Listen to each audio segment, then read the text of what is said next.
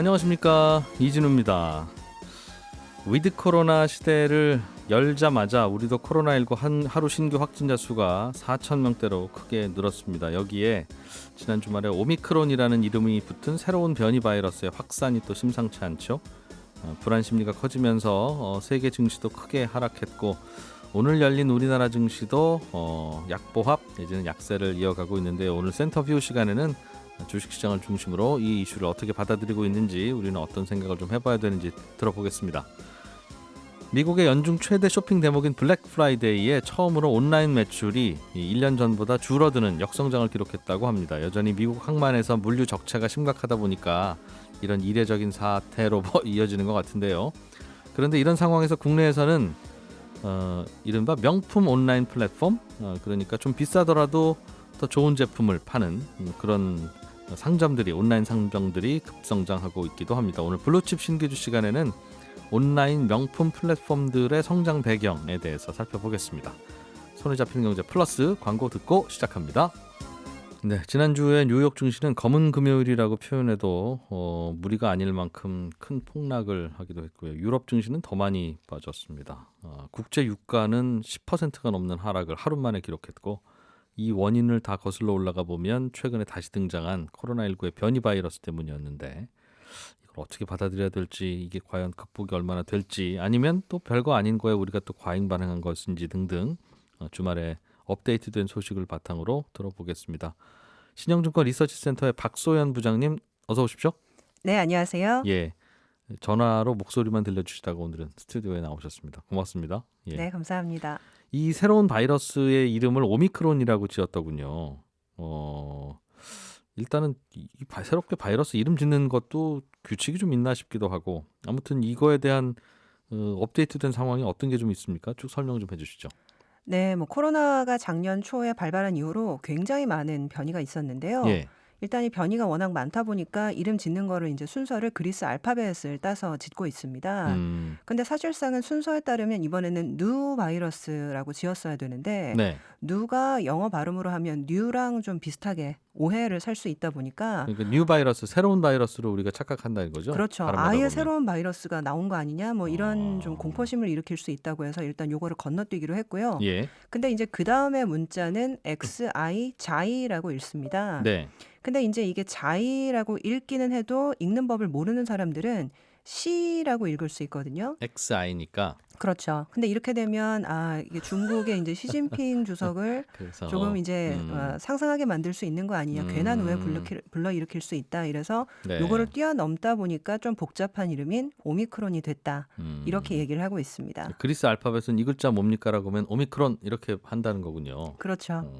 지금 변이가 너무 많다 보니까 지금 남아있는 알파벳이 8개, 9개 정도밖에 없다라고 하니까 이게 좀 빨리 좀 수습이 됐으면 하는 마음이 있습니다. 예. 오늘 아침에 열린 우리나라 주식시장은 미국 빠진 것만큼 한 2, 3% 빠질 줄 알았는데 그렇지는 않나 봐요. 0.3, 0.4 이 정도 하락폭이네요. 네, 맞습니다. 일단 미국 지수 선물 개장하면서 1% 이상 반등을 했고, 지금 WTI 유가도 아시아 시장에서 5% 정도 오르고 있는데, 네. 일단 확실한 건 아무것도 없지만 남아공에서 이번 오미크론 변이가 감염력은 기본 변이보다 몇 배나 강하긴 하지만 감염됐을 때 증상 자체가 예상보다는 마일드하다. 그리고 코로나와 같은 후각이나 미각 상실 증상이 덜하다. 이런 의사들 증언이 보도가 되고 있습니다. 네. 그러다 보니까 그렇게까지 우려할 거는 아닌가, 이런 생각들을 하시는 것 같고요. 예. 일단 오전 우리 시장 흐름을 좀 보면 당연하겠지만 삼성 바이오로직스, SK 바이오사이언스 같은 우리나라에서 이제 백신 생산하는 업체들 1에서 2%씩 이제 좀 오르고 있고요. 네. 그리고 이제 유럽에서 최근 치료제 승인 받았었던 셀트리온도 상승을 하면서 출발을 했습니다.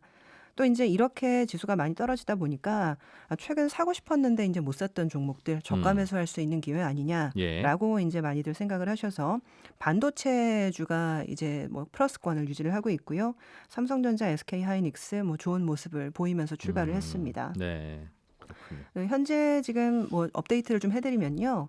모더나 같은 경우가 기존에 개발한 백신을 고용량으로 투여하면 좋을 것 같다라고 해서 이게 이제 임상 테스트에 들어갔었다라는 발언이 있고요. 새로운 백신으로 만드는 게 아니라 그쵸. 이제 조금 새로운 좀 백신을 만들면 시간이 너무 오래 걸리기 때문에 네. 기존에 뭐 30ml 투여했으면은 요거 용량을 좀 늘려 가지고 음. 투여하면 좀 세지는 거니까 예. 괜찮지 않을까라고 해서 이제 고용량에 대한 실험에 들어갔다는 얘기가 있고요. 음. 그리고 인제 그 방금 나온 뉴스들을 들어보니까 미국은 인제 부스터샷을 한 번 더 무조건 맞기로 하고 음. 뭐 고런 인제 행정명령이 나올 수도 있다 뭐 이런 얘기도 있고요. 네. 그리고 인제 만약에 이것도 안 듣는다라고 하면 인제 새로 백신을 개발을 해야 되는데 얼마나 걸린답니까? 예 다행스럽게도요. 제약사들이 그동안에 변이가 여러 번 나왔었다 보니까 예. 굉장히 잘 대비가 되어 있다고 합니다. 어. 그래서 인제 백신 개발 프로세스가 굉장히 고도화되어 있기 때문에 개발 시간이 인제 극도로 단축돼서 평균적으로 한 82일 정도? 예. 그렇게 음. 되면 한 2-3달 정도의 시간이거든요. 그러면은 인제 뭐 쪼끔 불편하겠지만 새 백신이 나올 때까지 계속 인제 뭐 락다운하면서 좀 기다리면 음. '그래도 해결은 될 거다.'라는 생각들을 좀 하고 있는 것 같습니다. 네. 그리고 여기에다가 현재 FDA 승인을 기다리고 있는 화이자 치료제가 있거든요. 만약에 화이자 치료제가 오미크론 변이에도 잘 듣는다. 이렇게 나오면 우려는 생각보다 빨리 가라앉을 수도 있겠다. 뭐 이런 얘기들이 좀 있는 것 같습니다. 생각보다는 긍정적인 뉴스들이 주말 사이에 좀 나왔나 보네요. 네. 그래서 음. 인제 저희 신영증권도 이 바이러스 자체는 생각보다는 뭐 아주 부정적인 뉴스는 아닌 것 같다. 고 정도로 좀 정리를 하고 있는 상태입니다. 네. 이럴 거면 지난주 금요일 날은 왜 그렇게 패닉을 보여서 우리 토요일 일요일 날 투자하시는 분들 마음 졸이게 보냈는지 뭔가 시장에서도 뭔가 이런 비슷한 변수나 충격이 발생하면 크게 흔들릴 만큼 시장에서 내포되어 있던 뭔가 고민거리가 좀 있었나 뭔가 하는 생각도 들어서요. 네. 뭐 방금 지적하신 것처럼 저희도요. 문제는 변이 바이러스가 아니라 통화 정책일 가능성이 높다라고 생각을 하고 있습니다. 좀 자세히 설명을 해 드릴게요. 예. 어쨌거나 신종 변이가 확산은 되고 있기 때문에 경제 재개가 어쨌거나 저쨌거나 한 2-3 개월 뒤로 밀릴 가능성은 있는 거거든요. 네. 근데 이제 예전에는 변이가 나타나면 "금리 인상을 좀 늦춰 주겠다. 음. 그리고 돈을 우리가 더 풀 수 있다." 음. 이런 식으로 좀 진정시키는 발언을 많이 했었는데 예. 이번 같은 경우에는 지금 인플레이션에 대해서 중앙은행 책임론이 불거지고 있다라는 게 좀 다른 분위기인 것 같습니다. 음. 예를 들면 "돈을 좀 너무 많이 푸른 거 아니냐." 그래서 인제 주택 가격도 오르고 뭐 내지는 암호화폐에도 버블이 생기고 뭐 어쨌거나 저쨌거나 "이거는 전부 다 중앙은행이 음. 돈을 너무 많이 풀었다." 네. 인제 이런 얘기들이 나오는 거죠. 음. 그러다 보니까 인제 한 발 좀 물러서는 스탠스가 있는 것 같습니다. 실제로 변종 확산 직전이긴 하지만 음. 연준 내 2인자인 클라리다라는 부의장이 있거든요. 네. 이분께서 12월 FOMC에서 "테이퍼링 가속화를 할 수 있다." 이런 얘기를 했는데 현재 음. 연준이 채권 매입을 매달 150억 달러씩 줄이고 있습니다. 근데 이거를 이제 12월 FOMC가 12월 한 15일쯤 있는데요. 네. 200억에서 한 300억 달러씩 더 빨리 줄일 수도 있다라는 음. 얘기라서 예. 이렇게 되면 채권 매입이 내년 6월쯤 끝날 걸로 생각했는데 내년 음. 4월쯤 끝날 수도 있는 거거든요. 근데 인제 안타깝게도 '오미크론 출현 이후에 좀 달라졌나?'라고 해서 주말에 좀 살펴봤는데 예. 연준 기류가 크게 달라진 것 같지가 않습니다. 오미크론 사태 전해진 이후에도 연준의 반응이 있었어요? 네. 어. 제가 주말에 좀 체크를 해 보니까 애틀랜타 연방은행의 보스틱이라는 총재분이 계십니다. 음. 이분께서 발언을 했는데 "오미크론 변이가 지금까지 나왔던 변종과 비슷한 패턴을 따른다면 경기 침체 리스크는 상대적으로 적은 것 같다. 음. 그래서 테이퍼링을 가속화해서 인플레 확산에 대응을 해야 된다." 이렇게 얘기를 했거든요. 음. 이 보스틱 총재 같은 경우에는 여는 총재 중 유일한 흑인 총재이고요. 그러다 보니까 민주당 내 지지도가 굉장히 높고 그리고 내년에 지금 이사직이 3자리가 비어 있는데 이 3자리 중에 한 자리에 선임될 가능성이 굉장히 높은 영향력이 상당한 인물입니다. 그래서 이런 인물이 이렇게 얘기를 했다라는 거는 지금 미국 중앙은행과 행정부의 기류가 오미크론으로 인해서 전체 정책을 뭐 변화시킬 바꿀 가능성이 좀 상황까지는 없다. 아니다. 뭐 이렇게 사실 생각을 할 수 있는 부분인 것 같습니다. 이게 시장에서는 그럼 결국은 오미크론 때문에 경기는 침체되는데 연준은 굳이 우리가 그 욕먹을 필요까지는 없다고 생각하고 억울하니까 계속 금리는 올리면 최악의 상황이 올 수 있다는 생각을 하는 거군요. 일단 뭐 최악의 상황이라고 하기보다 지금까지는 계속 유동성을 공급하면서 금융시장에 좀 이 지탱을 해줬었던 연준의 스탠스가 바뀌는 거기 때문에 음. 그동안 밸류에이션 부담이 있지만 유동성이 좋다. 그리고 뭐 중앙은행이 아직까지는 우호적이다. 뭐 이런 이슈 때문에 네. 빠지지 않고 계속 그 음. 높은 밸류에이션을 유지할 수 있었던 주식들이 많거든요. 예. 근데 이제 이런 이 주식들이나 내지는 고밸류에 대한 부담이 있었던 자산들은 한 번 정도 좀 차익 실현이 나올 수 있는 거 아니냐 이런 음. 기류가 있고요. 네. 이미 지난주에 그 파월 의장이 이제 재신임되면서 비슷한 얘기를 했었거든요. 음. 지금까지는 인플레이션이 일시적이다. 뭐 이렇게 얘기를 하면서 계속 커뮤니케이션을 했었는데 음. 지난주 이제 수락 연설문이 그 연준의 홈페이지에 공개가 됐거든요. 파월이 임기 한 번 더 한다고 하면서 그렇죠. 예. 근데 예. 이제 그 수락연설의 내용이 인플레이션이 생각보다 좀 구조적으로 나타날 수 있다라는 걸 우리가 알고 있기 때문에 음. 이거를 잡기 위해서 우리의 수단을 동원할 수 있다. 이런 문장이 음. 있었거든요. 네. 그러니까 지금까지 파월이 그렇게 얘기했던 적은 한 번도 없었기 때문에 이 투자자들은 좀 깜짝 놀란 것 같고요. 음. 근데 아직까지 이제 뭔가 하겠다고 한 것보다 할 수 있다라는 거기 때문에 지켜보고 있는 상황이었는데 네. 오미크론 바이러스가 확산이 되다 보니까 음. 바뀌겠지라고 했는데 안 바뀐 겁니다. 그래서 음. 그 이번 주 뭐 뒤에서도 말씀을 드리려고 했지만 이번 주 화요일에 파월 의장이 의회에 다시 출석을 하게 됩니다. 그래서 이 통화정책 관련된 증언을 하는 자리가 있는데 여기에서 아마도 그 국회의원들이 묻겠죠. 음. 오미크론에 대해서 중앙은행은 어떻게 대응할 계획이냐. 네. 근데 방금 말씀드렸던 것처럼 큰 변화가 없다라고 하게 되면 시장이 좀 실망할 가능성이 있기 때문에 네. 오늘은 일단 바이러스 때문에 좀 많이 빠질 걸로 생각했다가 음. 생각보다 제약사들이 빨리 대응하고 있다라고 해서 반등은 하고 있거든요. 근데 화요일, 수요일에 아마도 이 연설 내용이 좀 실망스럽다라고 하게 되면 다시 재하락할 가능성은 있기 때문에 아직은 완전히 경계감을 풀 수 있는 그런 시점은 아닌 것 같습니다. 오히려 중앙은행의 스탠스가 문제다. 그렇죠.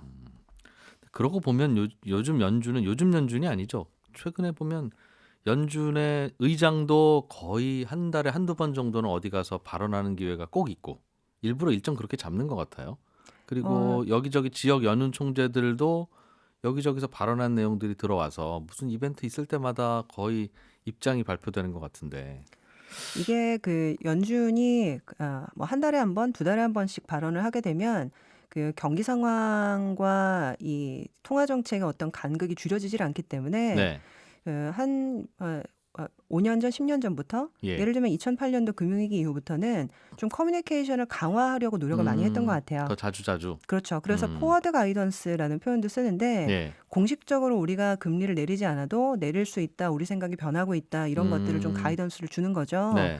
그래서 이제 미래에 대한 가이던스를 준다라고 해서 포워드 가이던스라는 말들을 많이 쓰는데 그러다 보니까 이제 연준 의원도 그렇고 뭐 심지어 재무장관, 통화정책과 아무 상관이 없는 사람들도 그런 비슷한 발언을 하면서 이제는 너무 많이 이야기하다 보니까 오히려 노이즈예요. 좀 노이즈라는 얘기도 있긴 하죠.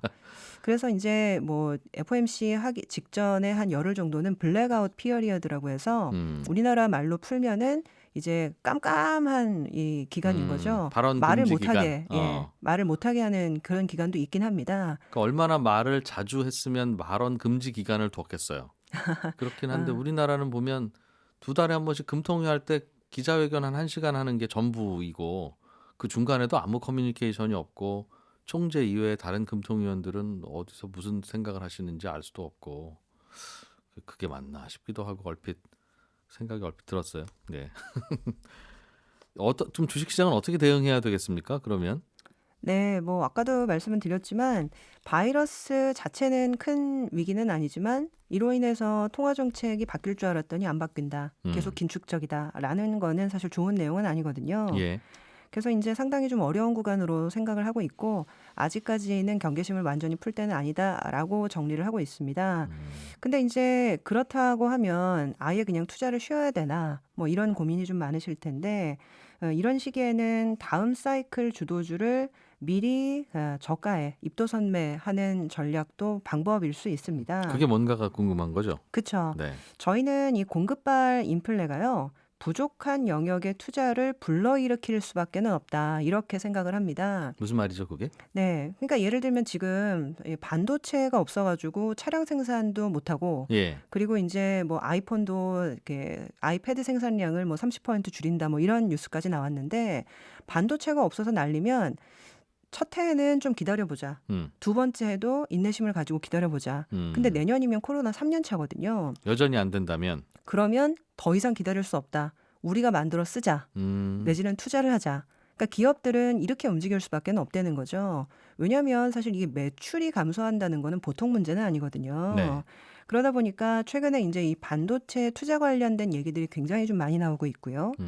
그러다 보니까 지금 삼성전자도 최근에 텍사스 파운드리 신규 투자를 발표를 했었고 예. 얼마 전에 TSMC는 일본의 그 남부 지역이죠. 구마모토의 신규 팹 투자도 발표를 했었습니다. 그리고 미국의 자동차 업체 포드, GM 최근에 자동차 반도체 부족으로 생산량에 타격까지 입다 보니까 아예 우리가 직접 반도체 설계를 하겠다. 그리고 주문까지 주겠다라고 예. 발표를 했었습니다.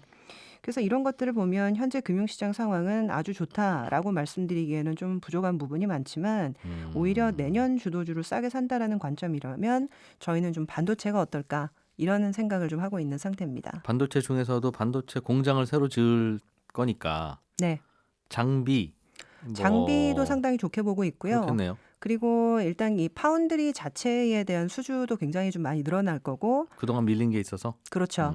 지금 이미 한 2023년도까지는 라인이 꽉 찼다 이런 네, 얘기들이 있는데 이렇게 되면 전체적으로 이제 신규 수주도 들어올 수 있지만 향후 전망에 대해서도 계속 좋은 얘기들이 많이 나올 수 있거든요. 네. 그래서 기본적으로는 장비도 굉장히 좀 좋게 보고 있지만 일본이나 중국 쪽 반도체 기업들도 열심히 볼 필요는 있을 것 같고요. 거기는 장비 업체가 아니라 제조사. 그렇죠. 제조사도 그렇고 일부 장비 업체도 있고요. 특히 이제 중국 같은 경우는 후공정 업체들이 아주 유명한데 네. 지금 미국이 제재를 하느라고 사실상 중국은 반도체는 이제 끝난 거 아니냐 뭐 이런 얘기들이 굉장히 많은데 반도체가 없으면 앞으로 첨단 산업은 육성을 전혀 못할 거기 때문에 네. 중국 같은 경우는 오히려 이번 위기를 반드시 극복을 해야 된다. 뭐 이런 생각을 많이 하고 있더라고요. 자체 반도체 생산을 그럼 늘린다, 중국이. 그렇죠. 그래서 이제 자체 반도체 생산을 늘리기 위해서 필요한 기술들이 있는데 예를 들면 지금 뭐 이렇게 실리콘의 원료를 바꿔서 최근에는 이제 SiC라고 해서 탄화 규소 네. 3세대 반도체라고 얘기를 많이 하거든요. 그래서 이런 얘기도 지금 많이 나오고 있고요. 그리고 이제 그 후공정의 그 패키지에 대한 기술 레벨을 좀 높여서 이 장비가 없어도 이 고품질의 집적도를 높이는 그런 반도체를 생산할 수 있는 기술들 그런 것들을 많이 연구하고 있다는 얘기들이 좀 있어서 전체적으로 이 일반적으로 반도체 투자가 늘어날 때는 장비주, 소재주 이런 것들을 많이 보시는데요. 지금은 전반적으로 투자 경쟁이 지금 붙고 있는 상태라서 해외 반도체 업체한테도 뭐 많은 관심이 필요할 것 같습니다. 반도체를 만들어야 되니까 그러니까 수요가 늘어나고 있으니까 그렇죠. 그렇죠. 그래서 예전에는 수요가 늘어나면 삼성은 한국에 있는 공장 조금 늘리면 되고 중국도 중국에 있는 공장 조금 늘리면 되는데 지금은 안 돼. 한국에 늘리지 말고 미국 가서 지어. 새로 터 닦고 새로 우리가 세금 좀 깎아줄 테니까 그렇게 좀 해. 그래서 가는 거잖아요 지금. 네, 근데 그게 그거를 꼭 나쁘게 볼 필요는 없는 게 불편하진 않을까요 그게 업체 입장에선? 지금 일단 미국이 이제 그렇게 나서는 거는 미국이 이제 자국의 투자를 늘려라 이렇게 보시는 것보다는 공급망을 재편하는 거라고 보실 수가 있거든요. 자국 안에서 만들어야 마음이 놓이겠다는 거죠 미국은. 네, 그리고 이제 대만 같은 경우가 이제 TSMC가 10나노 이하의 미세 공정을 거의 독점하다시피 하고 있는데 최근 이제 양안 관계가 계속 불안하다 이런 예. 얘기가 나오고 있기 때문에 아시아 특히 대만에 대한 의존도를 좀 줄여야 된다는 얘기들이 많이 나오고 있습니다. 지금 전략적으로. 피난 가는 것 같아요 TSMC는. 네. 전쟁 그 예상하고 네. 혹은 가정하고. 예. 그래서 일단 뭐 실제로 그렇게 될지 안 될지는 모르겠지만 그 사실 수혜를 또 우리나라가 입을 수도 있는 거거든요. 어쨌거나 이제 TSMC의 파운드리에 대한 수주를 분산해서 줄 가능성도 있기 때문에 그래서 이제 그런 어떤 전반적인 측면 고려하게 되면 반도체가 내년도에는 뭐 상당히 좀 주목받는 섹터가 될 것 같다는 생각을 하고 있습니다. 그럼 업종 공부 좀 하고 있을게요. 네, 신영증권 리서치센터의 박소연 부장이었습니다. 고맙습니다. 감사합니다. 블루칩 기업들의 이슈 그리고 투자와 그 이면의 이야기를 살펴보는 블루칩 신기주 시간입니다. 오늘은 요즘 급성장하고 있는 온라인 명품 플랫폼들에 대해서 살펴보겠습니다. 북저널리즘의 신기주 이사님 어서 오십시오. 네, 안녕하세요. 드디어 이제 온라인 시장도 뭔가 대중적인 제품과 네. 이른바 사치품 쪽으로 속하는 그런 제품들. 우리가 이 부분을 이름을 명품이라고 불렀더니 그냥 부르는 대로 네. 외국에서는 럭셔리 프로덕트라고 럭셔리라고 하죠. 하잖아요. 네. 그랬더니 이 어감 자체가 그냥 무조건 사야 되는 좋은 거라는 느낌을 준다. 그런 또 일부 네, 지적도 예리한 있어서 지적이에요. 네. 오늘은 명품, 뭐 사치품 네. 섞어서 쓸게요. 네. 그렇게 사치제, 그렇죠. 고급제 등등. 고급제. 온라인으로 그렇게 이른바 그 브랜드 제품들, 럭셔리 네. 명품들을 많이 삽니까? 요즘 사람들이 갑자기? 그러니까요. 요게 우리나라의 그 이른바 사치제 시장, 네. 명품 시장이 세계 7위예요. 전 세계에서 7등입니다. 이건 우리나라가 생산하는 게 아니라 소비하는 걸 텐데. 네, 수입하는 거죠. 이 규모가 2020년 기준으로 15조 원 규모인데 네. 사실 2021년 통계가 안 나왔지만 늘어났을 건 뭐 명약관하죠. 네. 그러니까 2020년 통계로 봤을 때 여기서 온라인이 한 1조 6천억 원 정도의 매출을 기록하는데 네. 아마 이제 올해는 2조 원이 훨씬 넘었을 겁니다. 그러니까 흔히 그 산지 직송 뭐이라고 하는 표현들 많이 써요. 네. 보통 해산물에 많이 쓰잖아요. 이게 보면 온라인 해산물 플랫폼 아마 이거 블루칩에서도 한번 다룰 것 같은데 네. 뭐 인어교주 해적단이니 해물사관학교니 해산물 좋아하시는 분들은 요 산지 직송하는 온라인 플랫폼 많이 이용해 보셨을 거예요. 저기 저 어촌 그 도시에서 바로 뭐 맞아요, 서울로 맞아요. 실어다 주더군요. 네, 맞아요. 예, 직송하는 거죠. 예. 가격도 싸고 음. 신선하다. 근데 이제 럭셔리 명품이 산지 직송을 얘기하니까 이건 뭐냐 싶은데 네. 예. 요즘 아마 이런 광고들 보셨을 겁니다. 이게 뭐냐면 그 이제까지 이런 비싼 사치제는 백화점에서 사는 게 상식이었어요. 네. 백화점에 가서 이렇게 하고 사는 거였는데 음. 요즘 MZ 세대, 2030 세대한테는 온라인 쇼핑 익숙하잖아요. 그러니까 온라인에서 이른바 럭셔리나 명품, 뭐 브랜드 제품, 패션 제품 이런 걸 살 수 있다. 너무 당연한데 이제까지 왜 안 됐지였는데 네. 이런 서비스를 제공하는 이제 플랫폼들, 이른바 온라인 명품 커머스들이 생겨나고 있는데 네. 이제 머스티, 트렌비, 반란, 뭐 캐치 패션 이런 그 회사들이 굉장히 늘어나면서 이 시장이 엄청 커지고 있고 투자금도 몰리고 있고 시장도 커지고 뭐 이런 순환 구조에 있는 겁니다. 그렇군요. 저는 당장 묻고 싶은 질문은 온라인에서 사면 좀 깎아줍니까? 이 질문인데. 아주 예리하죠. 맞아요. 이게 가장 모두가 궁금한데 저도 사실은 이거 취재하면서 알아보니까 네. 생각보다요. 그러니까 싼 제품도 물론 있는데 이게 제품이 워낙 많아요. 정말 브랜드 숫자가 한 플랫폼에만 1,600개 브랜드에 제품 가짓수는 뭐 100만 개 가지가 넘어가거든요. 그러니까 이거 제품을 다 비교하기는 어렵지만 평균적으로는 어떤 제품은 싼데 평균적으로 비싸요. 더 비싸요? 비쌉니다. 네, 그 비싸요. 백화점 가면 뭐 예를 들면 100만 원 하는 게 네. 온라인으로 클릭해서 담으면 120만 원 이렇다고요? 그렇죠. 네, 더 비싸요.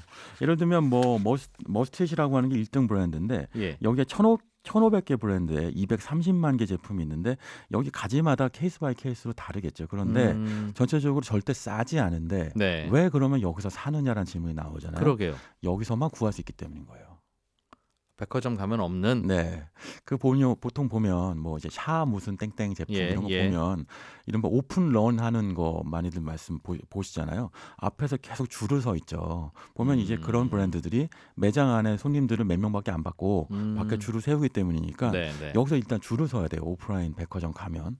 두 번째는 가서 그렇게 줄을 섰으니까 경쟁이 치열하니까 네. 내가 원하던 제품이 거기 설사 있었다 하더라도 충분히 못 봐요. 네, 앞에서 채가겠죠. 네, 충분히 볼 수도 없을 뿐더러.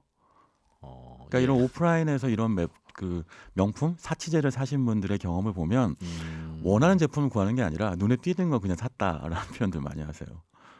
그냥 만지면 사야 돼요? 그렇죠. 아니면 그냥 다른 사람이 가져가는 거예요. 내가 손을 집었다가 놓으면 바로 가져가는 거예요.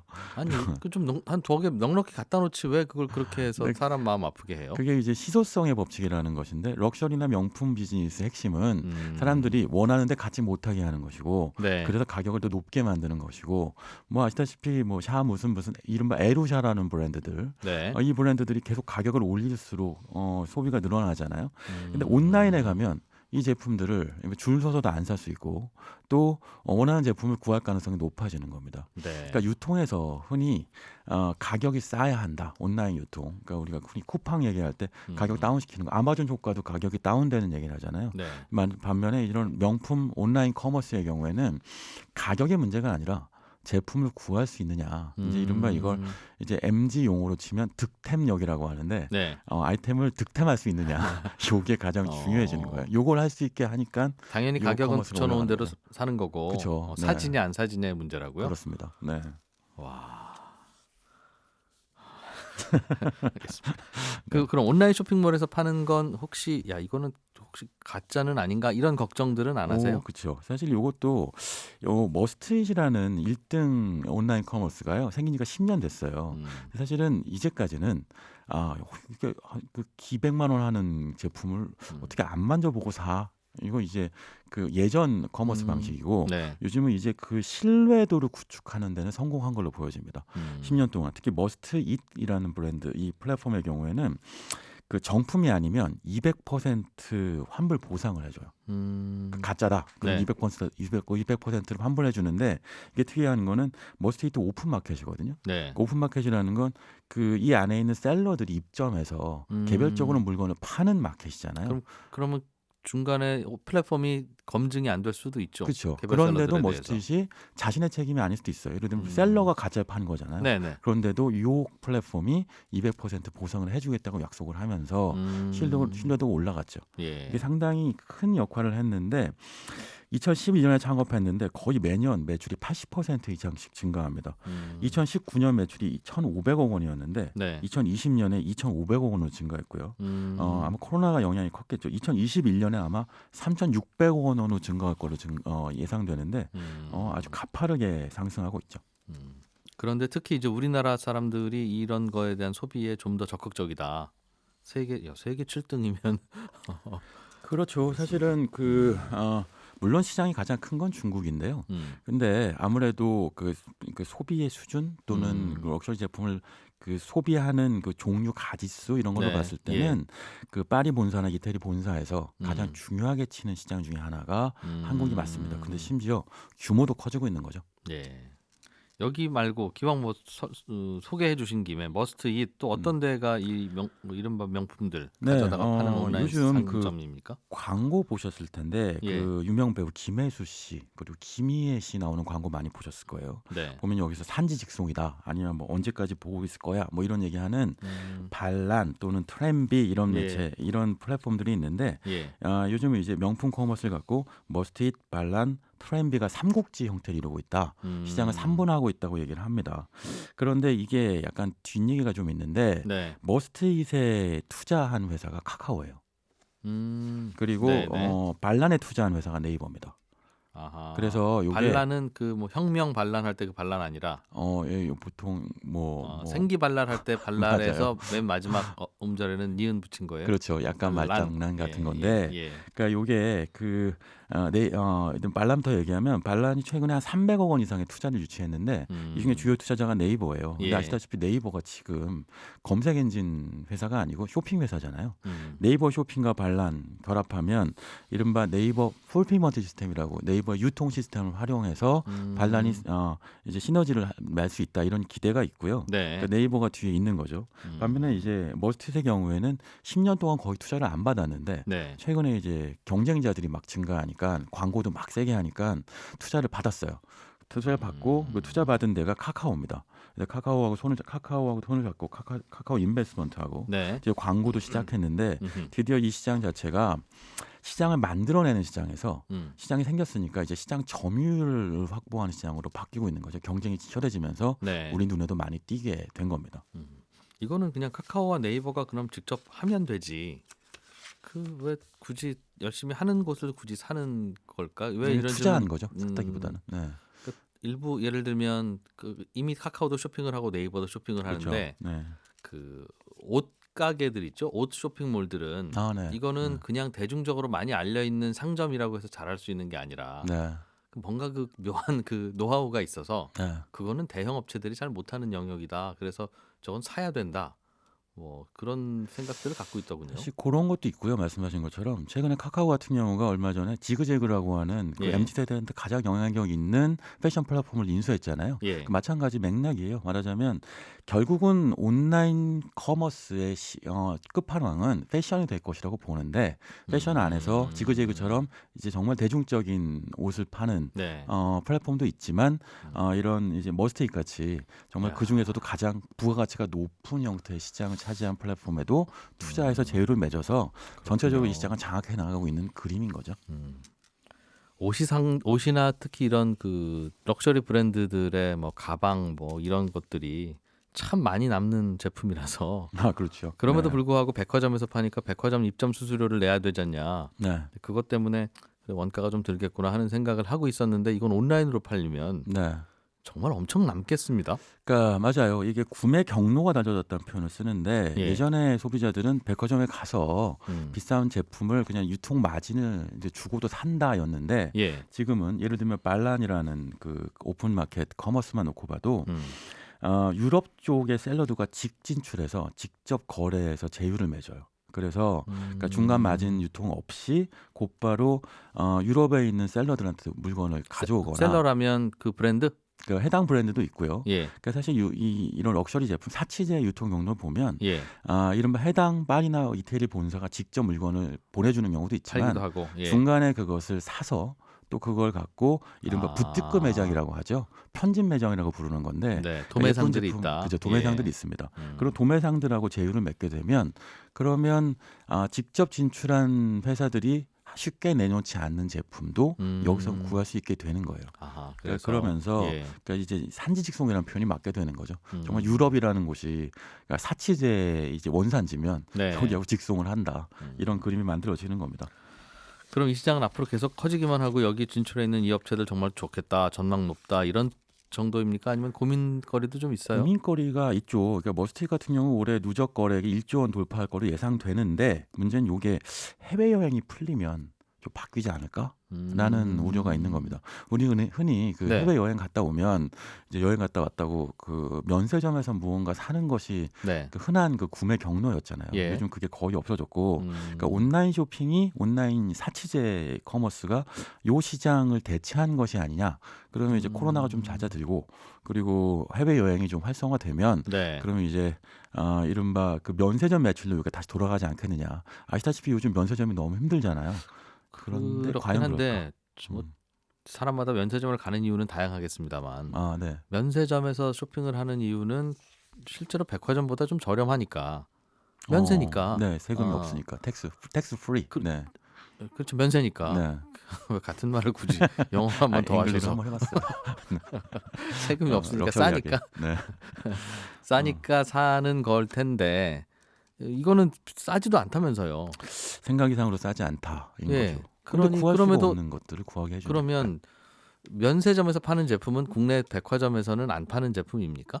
보통? 그러면 파는 경쟁될 수 제품과 안 파는 제품이 구분이 되어 있어요. 그러니까 아마 요 시장에 대해서 제품을 사고 싶어 하신 분들은 아실 텐데 네. 면세점에서 구할 수 없는 제품을 백화점에서만 구할 수 있기도 하고요. 음. 아니면 면세점만 푸는 제품 라인도 있습니다. 네. 아시다시피 브랜드 자체가 갖고 있는 제품 라인이 굉장히 많기 때문에 그러니까 그러니까 백화점과 면세점 또는 예. 뭐 온라인 또는 심지어 홈쇼핑까지 포함해서 풀어내는 제품의 라인을 다 세분해서 나눠 놓고요. 그리고 그래서 요거는 요 유통 채널에서만 판다. 이렇게 나눠 놓는 거죠. 예. 결국 해외 여행이 활성화됐을 경우 이제 말하자면 온라인 시장이 면세 시장으로 대체될 것이냐는 좀 두고 봐야 하겠지만 그런데 최근에 이제 코로나 상황을 놓고 보면 네. 뭐 그러면 사실은 다시 심각해지고 있잖아요. 음. 그러니까 온라인 명품 관련된 소비 성향은 계속 커지지 않을까 예측해 볼 수 있겠습니다. 우리나라에서 특히 이런 그 구매 열풍이 부는 걸 뭐 사회학적으로 또는 뭐 추측을 좀 해보면 네. 원래는 국민 소득이 가파르게 늘어나는 이제 중국 같은 나라에서는 다 명품 소비가 늘어난다고는 해요. 네. 그 뭔가 이렇게 이제 자동차를 살 때도 승차감보다는 하차감이 중요하고 네. 남들 내리드릴게요. 보는 내가 네. 남들한테 어떻게 보이느냐 네. 이제 이게 이제 삶의 목적이 되는 때가 그렇죠. 있다가 어느 정도 또 소득이 늘어나면 꼭 그게 중요한 건 아니지라고 하면서 또 이제 다양한 취미 활동을 하기도 하고 돈 버는 것보다는 시간과 가족을 중시하고 하면서 뭔가 사람이 이제 달라지는 단계가 있어서 네. 요 정도 소득대에서는 뭐 그럴 수 있겠구나라고 생각은 할 수 있는데 우리나라 보면 그 소득 수준은 좀 넘어간 것 같음에도 불구하고 열풍이 더 부는 걸 보면 뭔가 이게 다른 트렌드인가 하는 생각도 좀 들어서요. 네. 이건요. 특히 MZ 세대한테는 두 가지 키워드의 소비 성향을 보일 수 있는데 네. 하나는 플렉스가 있고요. 하나는 래플 소비라는 게 있습니다. 플렉스는 과시적 소비를 뜻하는 것인데 예. 직접 MZ 세대, 20 세대한테 만나보면 흔히 얘기하는 과시와 좀 다르다. 그러니까 나와 당신을 구분하기 위해서 비싸지 않아도 특별하면 살 수 있다는 거예요. 네. 그러니까 나를 특별하게 만드는 소비는 끊임없이 특히 20, 30 세대한테 굉장히 중요해지죠. 그러니까 특히나 정말 그 외 자산 가격이 너무 많이 올라가고 있으니까 집 살 돈으로 또는 차 살 돈으로 차라리 그냥 이런 제품을 사서 나를 특별하게 보이게 만들겠다라는 게 하나 있고요. 네. 또 하나는 래플 판매가 있는데 뭐냐면 정말 이건 이제 번호표 뽑고 물건을 산다는 뜻이에요. 그러니까 번호표를 뽑고 물건을 살 만큼의 소비 성향을 갖고 있게 되는 거죠. 네. 그러니까 남들이 갖지 못하는 걸 갖는 것은 나를 특별하게 만드는 것이니까 이 두 가지가 말하자면 예전에는 상어만 갖고 계층을 나눴는데 알겠어요. 지금은 나와 옆 사람을 구분하고 싶어한다. 이게 럭셔리 또는 사치제의 가장 중요한 사회적 역할이겠죠. 북저널리즘의 신기주 회사였습니다. 고맙습니다. 감사합니다. 예, 손에 잡히는 경제 플러스까지 쭉 다 들으셨습니다. 저는 내일 아침 8시 30분에 또 손에 잡히는 경제에서 뵙겠고요. 방송 다시 들으실 분들은 팟캐스트나 홈페이지 게시판 이용하시면 되겠습니다. 내일 찾아뵙죠. 고맙습니다. 이진우였습니다.